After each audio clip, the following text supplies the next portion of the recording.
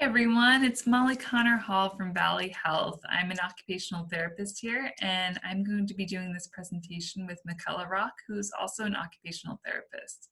So what we wanted to do with this video is do something for parents and caregivers to help with managing stress.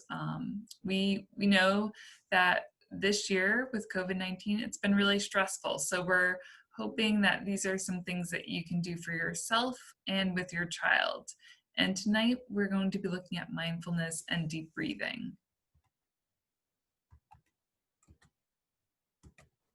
Our goals for this presentation are to help you identify what mindfulness is and why it can help with managing stress. We want you to learn some deep breathing techniques to promote mindfulness and decrease stress. And we will also want to help you assess and plan when to incorporate deep breathing. If you don't know what occupational therapy is, as occupational therapists, we help to promote participation and engagement in meaningful daily occupations. Occupations are anything you have to do during the day. So that could be sleep, self-care, going to school, going to work, leisure activities, play activities.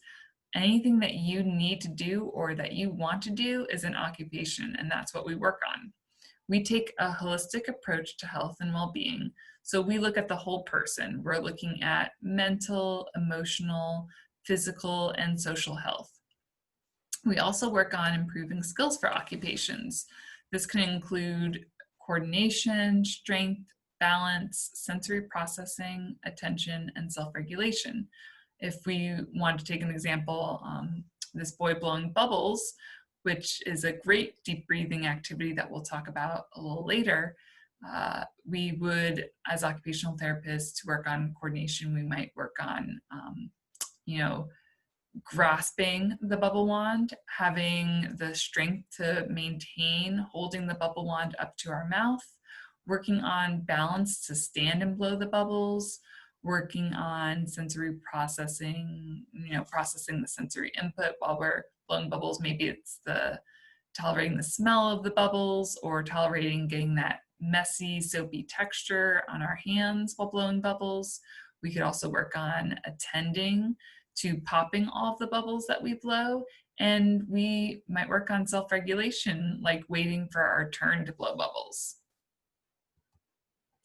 So mindfulness can be an intervention that we use to manage stress and anxiety. Mindfulness encourages individuals to be present and connected in the moment to promote mental and physical health. When we are present in the moment, we're not worrying about things in the future or thinking about things that have happened. So, not thinking about the dishes in the sink that need to be washed, or how you're going to balance work and online learning, or maybe if you're a child, it might be that test that you took the other day, worrying about a grade that you got on it. And also thinking about like balancing all the commitments and appointments that you have. These are all things that we're trying not to focus on when we're being mindful. Being mindful is being present in this moment. So being aware of where you are, who you're with, and what you're doing. And, being accepting of your feelings in that moment. So when we take a deep breath, it's a great way to help us be mindful because we're focusing on our breath in that moment. The other thing I want to distinguish is that deep breathing is different than those small, shallow breaths that you might take in your chest during the day. It's using the diaphragm. So it's part of diaphragmatic breathing, which you may have heard being called belly breathing. So the diaphragm is a muscle between your lungs and your stomach, and it helps to bring air in and out of your lungs. You can make sure that you and your child are using diaphragmatic breathing by laying on your backs and placing your hands on your belly button or placing a stuffed animal over your belly button. When you take a deep breath, you're going to feel your stomach rise up. You'll see your hands and you'll feel your hands rising up or that stuffed animal. And when you breathe out, you're going to feel your stomach lower. your hands, and that stuffed animal will also lower. And this is great for helping to manage stress because it assists in slowing your heart rate down, lowering your blood pressure, activating the vagus nerve, which promotes a relaxation response, and it decreases levels of cortisol, which is a stress hormone. So now I'm going to let Michaela talk a little bit more about some fun breathing techniques that we can use.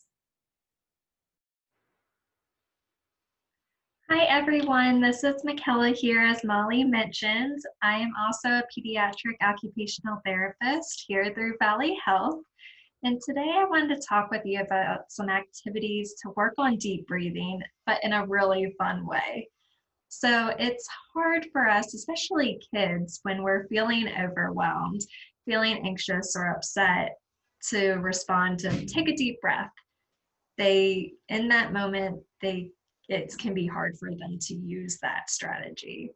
So today I wanted to show you some fun activities we can do.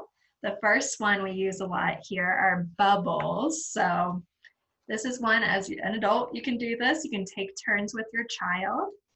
They can take turns blowing bubbles. You naturally take a deep breath in when you blow bubbles and exhale.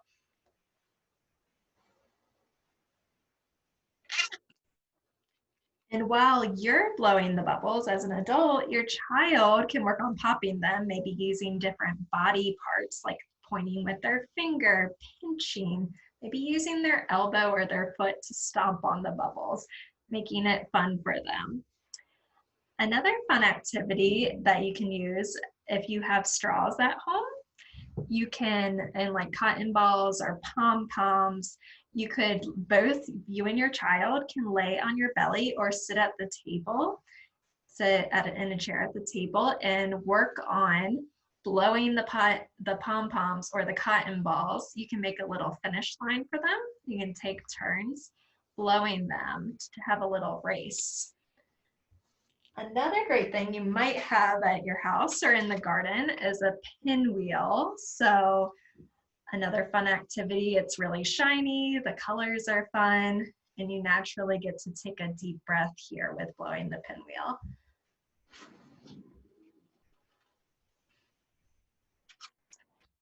I also made a little rainbow cloud today.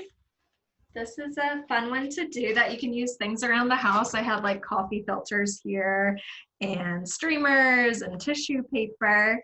And you work on blowing the colors. It's another fun, relaxing way to get these deep breaths in naturally. So I wanted to talk a little bit more about how and when to implement these strategies. How can I use these every day? It's important first to realize when we learn new strategies, even as adults, we need to be in a good state, feeling calm, a good, just right arousal level, which is our alertness or energy level. When we're feeling low arousal, that tends to be when we might be feeling tired or sick. It's really hard to focus at that time.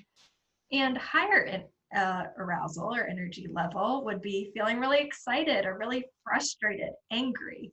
Again, as we're learning new things, we want that optimal, just right spot. So find it when they're feeling calm throughout the day. You can teach these kids maybe like the activity Molly mentioned, diaphragmatic breathing or belly breathing, or even some of these tools with the bubbles as well. Anytime is a great time to work on deep breathing. Anytime throughout the day is a great time. You can incorporate bubbles throughout the day or get the pinwheel out, have a little game with the straw and blowing the pom-poms, almost like a little soccer game. It's good too to use these deep breathing strategies prior to a time that is challenging for the child. A lot of times during transitions, it can be challenging. So for example, say it's a really nice day outside and your child was playing out on the playground or playing outside and now it's time to come in. So prior to that, maybe bring some bubbles outside, start incorporating it. You can also use the bubbles as a transition to come inside. They can blow them. Work on getting that deep breathing in. A great time also to work on deep breathing, such as the belly breathing, is before bedtime. So these deep breathing strategies help get us in a calmer state, in that just right calmer state. So this can be helpful again throughout the day, but especially before transitions and at bedtime. And I wanted to thank you all for listening in to us today, to Molly and I. Please check out the references we have provided. I hope this information on mindfulness and deep breathing strategies will be helpful for yourself and also for your child. And I hope you all have a great rest of your day. Thank you for listening in.